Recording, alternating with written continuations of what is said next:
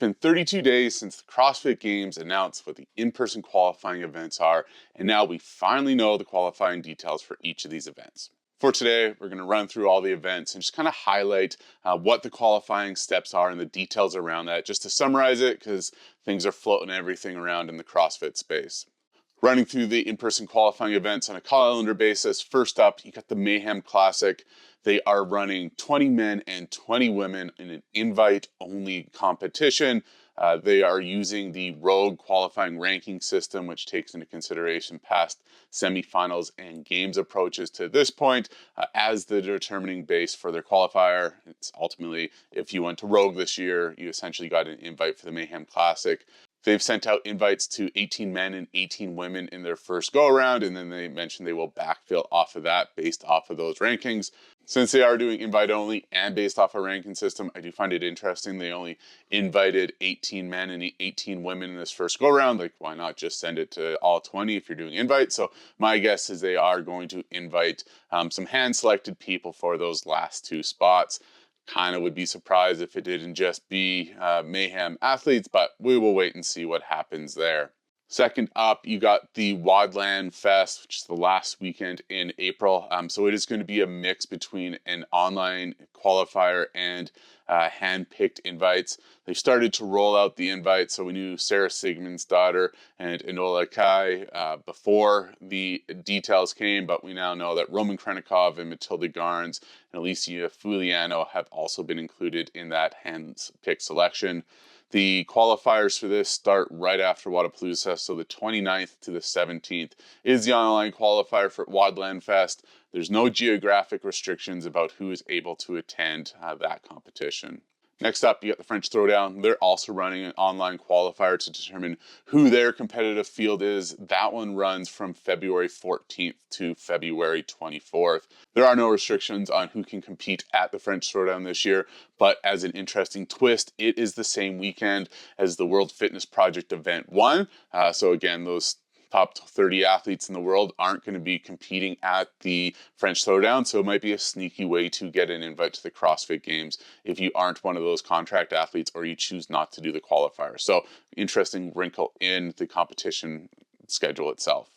Middle of May, you got the Fittest Experience Invitational. This one is going to be focused on North America West athletes based off your affiliate for your open registration.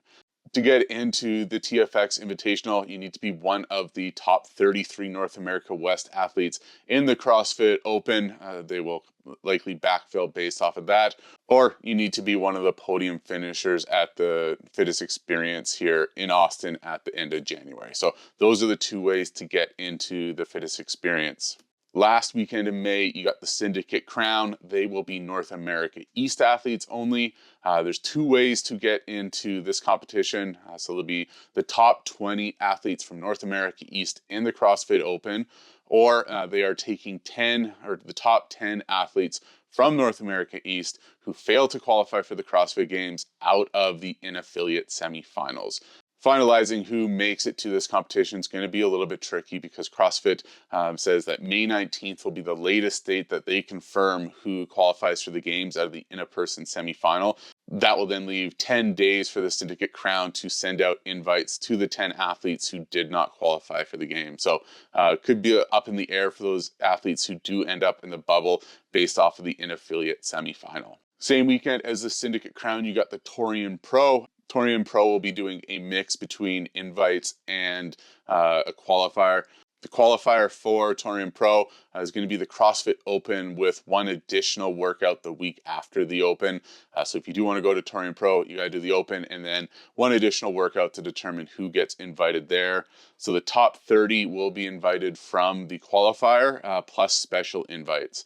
So the special invites are going to be listed as past champions of the Torian Pro, as well as standout athletes in the in-affiliate semifinals. So if there's kind of an Australian or New Zealand athlete who's right on the cusp of making it to the games out of the in-affiliate semifinals but doesn't quite make it, you can expect a special invite if they also didn't make it through the qualifier. So no restrictions on who is able to go there, but likely it will be region specific for those special invites. Also, the same weekend, you got the Renegade Games based out of South Africa. So it is going to be based off an online qualifier for the Renegade Games. It's going to run April 3rd through 7th and requires 6 workouts to complete.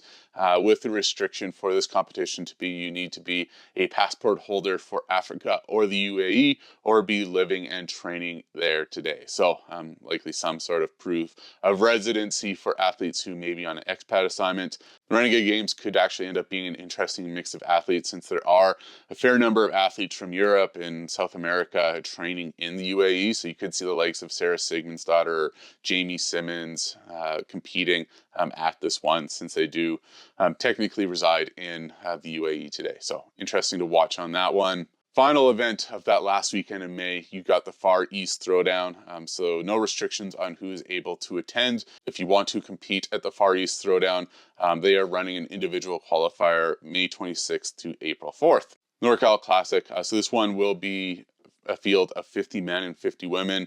You got 35 coming from the online qualifier, which is currently underway and runs to January 30th. And there will be 15 at-large spots based off of the CrossFit Open. Eligibility requirements for who gets those spots to be determined, but they will be adding 15 men and women for that competition out of the Open.